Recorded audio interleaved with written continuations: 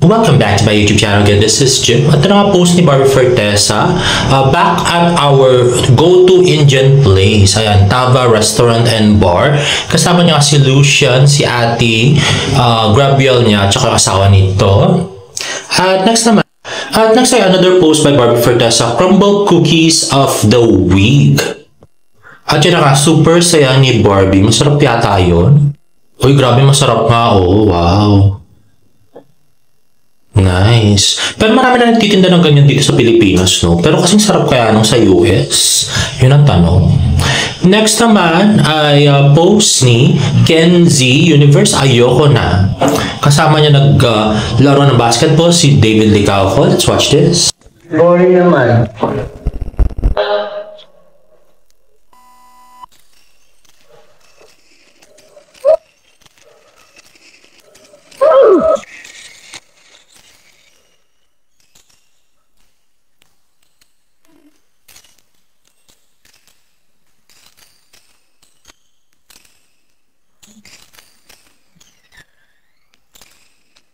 Wow!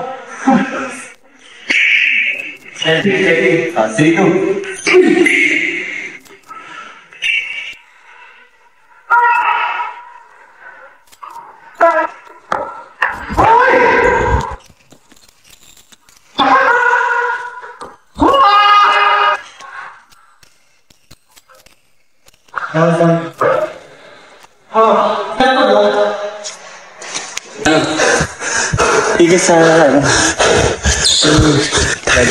Ayun na nga guys, at na-boring daw si David kay Ken.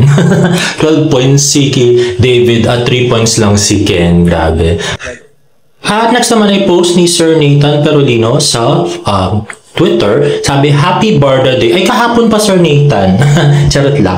Anyway, ito na nga. Napaka-cute na si Barbie at si David. At ano bang ginagawa ni David dun sa kamay niya dun? Heart sign ba yun? At grabe mukhang inaantok talaga si David dito sa pictorial na to. Anyway, sabi nga ni Tini, there's cute eyes. Thank you, Sir Nathan. At next naman ay post ni Sir Nathan, paano magbihis ng uniform ang isang Hiroshi? Uy, grabe, ang perfect ng katawan niya. Tingnan nyo naman, no? Parang pwede nang isama sa magazine, di ba? Grabe. Napaka-perfect ng itsura. Tapos perfect yung katawan. Grabe. That's David for you guys. Ayan. Napaka-cute. At the best yung katawan. Hindi katulad ng iba dyan, lumalaki na yung tiyan. At tweet nga ni Sir Nathan, just upload paano mag-base ng uniform si Hiroshi sa TikTok ko. Sabi ni Nini, binabaliw mo kami, Sir Nathan. Nakita mo na? Naingit tuloy ako kay Sir Nathan. Charot. At next naman ay more picture ni David Sanya at saka ni Dennis together with UP Diliman students. At ito, some parts of the interview. Let's watch this. Ito for David, no? Parang si David kasi is coming from a previous production, no? Yung Maria Clara at Ibarra, iba yung role doon, ibang panahon. Ano yung ginawa mong paghahanda para dito sa panibagong role na ito, dito sa Pulang Araw? To be honest with you, I think nung start, akala ko ay medyo may pagka-fidel siya. And also, to be transparent, like I wanted to do that again because I know na malaki yung naging impact niya. Yeah. But then eventually along the way, nakita ko na mas mahirap yung role na Hiroshi, mas complex, I think there's a bigger meaning, kumbaga mas maraming pwedeng marutunan yung mga tao kay Hiroshi. Kasi si Fidel medyo papakit lang, ganun, di ba? Ganun lang siya, di ba? Hindi, totoo naman. Di ba? So, yun nga one time I remember kinausap ko si Miss Suzette, asked her na, Ma'am, bakit niyo ako binigay itong role? What if hindi ko pala kaya? Kasi totoo lang, mahirap siya eh. And like from the previous roles na I've played, hindi naman talaga ganun kahirap. So, ayun, but talagang ginawa ko lang yung best ko with the help of my director. Honestly, super na-appreciate ko talaga si Direk Dom. At the start, I would ask him if like, Direk, okay ba? Okay ba? Ganun. Ayun. Every day, every scene, in fact, diba? So, thank you so much for inviting us. Gusto ko lang sabihin na galingan nyo sa school, galingan nyo sa... No, I'm serious, bro. Galingan nyo sa school, galingan sa lahat ng ginagawa nyo. Sipagan nyo lang and be nice to everybody. Dahil, malay nyo, next time, makakatrabaho nyo si Idol Dennis, di ba? Di ba? So, ha? And take care. No, I'm serious. Ano lang, yun lang. Galingan nyo lang sa lahat ng ginagawa nyo. And, have a... Ang hirap naman mag-seryoso. Sige, tinatry ko na nga eh. Bye-bye, thank you. In fairness, parang napaka-comfortable niya with Dennis, no? So kung wala si Barbie, si Dennis yung parang pinaghuhugutan niya. That's nice.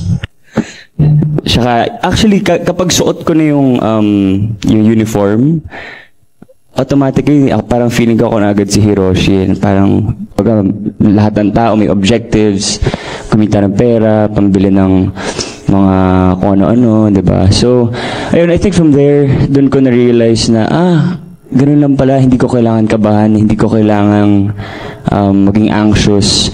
And then I think that's a time when I improved, I hope, right? So, yun, and kay Dennis naman, pinakamalaki na tunan ko sa kanya is mag-crop top. Joke lang yun. Loko-loko. Hindi makamove on doon sa pagka-crop top ni Dennis. Ay, nako. In fairness, very comfortable si David at yung joke talaga na-inject yan, ha? Siyempre, nakuha niya yung pag-joke kay Barbie. Grabe. That takes away your shyness. Joke lang.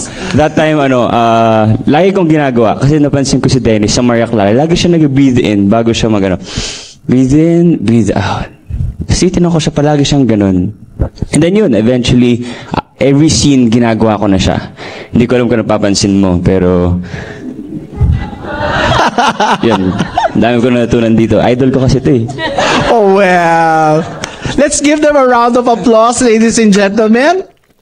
Hiroshi himself. Hiroshi himself doesn't... Grabe, ang cute nilang dalawa doon, no? Di ba? At next naman, ito naman yung video kung saan may nagpa-picture na fan. Selfie at yan sumandal si Sanya sa braso. At agad naman tumayo si David pagkatapos ng picture. Grabe. Naku, ayaw ni David na may magselos. Anyway, next naman. Next ay yung 24 oras interview ni David, Dennis at Sanya. Let's watch this. Sa kanilang lahat yun at sana marami silang natutunan kanina. Very important ito para sa amin na makausap rin sila. Ano bang baka may mga ideas din sila. Nung nasa college ako, may nakita rin kami mga artista na pupunta, nag-speech. So now na, kami na yun, nakakatuwa. Excited sina Dennis, Sanya at David sa mangyayari sa Pulang Araw bilang sina Yuta, Teresita at Hiroshi. Unti-unti, nalalaman nila yung mga sekreto ni Yuta at for sure, marami pa silang madi-discover sa mga susunod na episodes. May mga pinaplano si Teresita, no? Alamin natin kung magiging successful ba siya doon sa mga pinaplano niya. Umani naman ang papuri si David sa isang eksena niya bilang si Hiroshi, kung saan halos 2 minuto siyang nagsasalita ng tuloy-tuloy na Japanese. Mahirap, pero with the help of our Japanese coach naman na si Rio, napapadali lahat ng bagay, and I think also comes with the familiarity na rin of the, yung tonality ng Japanese. I think nasasanay na kami ni Dennis. At kapag mahirap ang eksena, hindi raw madamot sa pag-ibigay ng support si Dennis. Ang ginagawa namin, mag-focus sa kanya-kanya mga trabaho dahil kapag focus ka, hindi mo madidistract yung co-actors mo dahil pag nalaman niyang naramdaman niya na alam mo yung ginagawa mo, mas magiging confident siya dun sa eksena niyo. Hindi nakasama si Barbie Forteza sa school tour dahil nasa Amerika pa ito. At sa abangan sa Pulang Araw sa Biyernes sa Netflix, ayan na muling pakikita ni Adelina at saka ni Hiroshi. Ayan. Tsaka pa na naman matindi. Grabe. At yun ang yung mga pinaka-aabangan ko dito. Siyempre yung pampag-good move, good vibes kasi yung yung barda pagka sila magkasama. At ito, David with a fan. And there you have it, guys. If you like this video, please give it a thumbs up and please subscribe to my YouTube channel for more barda updates. See you on the next vlog. Bye!